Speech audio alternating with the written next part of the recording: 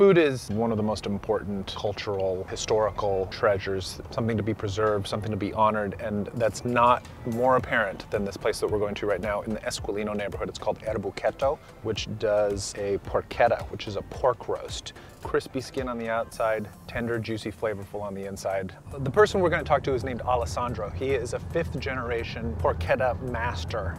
He's been doing it and generations above him back until 1890, so this place has been in business for 128 years. And they've been doing the porchetta the exact same way. So we're gonna head over there, we're gonna grab a quick lunch with Leslie Suter, who is the new Eater travel editor. We're gonna get her insights on this place. We're gonna have some porchetta, we're gonna chat, it's gonna be a great time.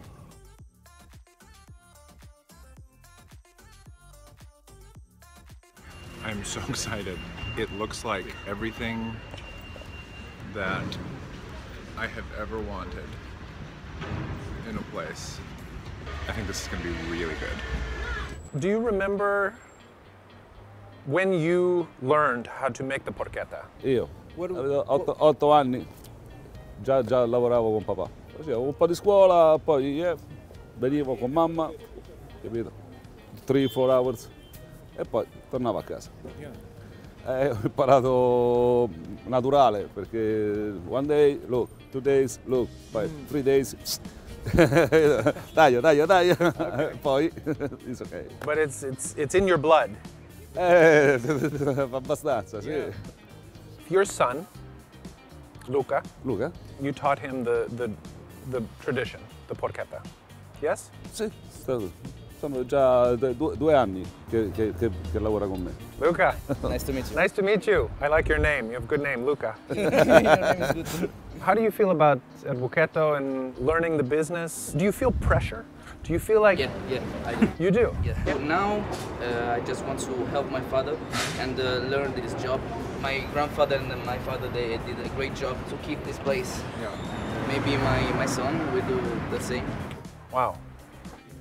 It kind of doesn't get more perfect than where we are right now, just every detail about this place. Porchetta.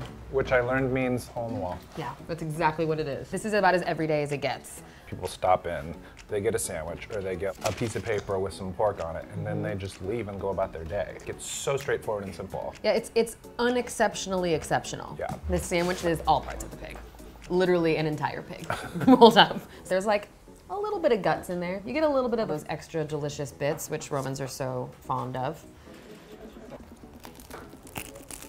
I'm really impressed with this. As you said, it's got that kind of funky gut overtones, but I taste a lot of rosemary. And the idea that like you need some sort of lubrication to have a sandwich, You know. I mean in this case it's the wine. It lubricates both you If you need some, and the that's sandwich. right. To have something help it go down, you just have a sip of wine. The temptation would be, let's put a little smear of mustard on there. Let's give it a little something extra. No, Nothing. don't do it. You've got the differing texture notes of that like crunchy skin that kind of sticks in your teeth. There are little bits of cartilage and tendon that you can find in there too that give it little pieces of chew. And again, that little slightly gamey, sort of funky gut flavor.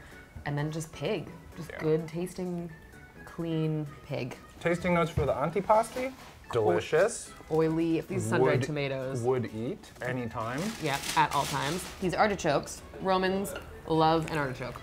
This time of year in particular, we are at peak artichoke season. There's not a better time to be in Rome. This salami you must get in on. Oh, salami, great. What do you think? I love that. Also, these little Slim Jims here. Slim Jims are great. The little I love, Slim Jims like, are pretty great. fermented and cured meats. Italian food in general tends to favor that kind of thing that is deceptively simple. It's not a technique-driven cuisine. This is not like French where it's a lot about like staple sauces and that kind of thing. Italian food is about ingredients and what you start with. You do as little as you can to it just to highlight what's delicious and natural about it. And it's actually really hard to do that. Something like this porchetta, is really emblematic of that because again, it's a pig rolled up with stuff, sliced, served on bread, and if not every element of this sandwich is perfect, it's not gonna work. The same way that there are sort of rules about preserving the buildings and the architecture here, there are rules about preserving the food. The food is a tourist attraction and Italy knows that. There are certain foods, porchetta being one of them, that has a lot of really intense rules about how it can be made, where it can be made, in order for it to qualify as official porchetta. So this is one of the places where you can be 100% guaranteed the food cops are not gonna come in and handcuff us. we are eating the authentic porchetta. I sort of love that. I love the idea that a culinary tradition deserves to be protected as much as a building, Yeah. and deserves to be protected as much as a monument, which when you think about it, that makes complete sense. It's as much, if not more, a part of the integrity and the tradition of a place. Yeah, we are officially eating a national treasure. You're like, Enjoy. like eating the Colosseum. That's what you're, Yeah, you're not saying. as crunchy. Don't, that's right. Not as crunchy.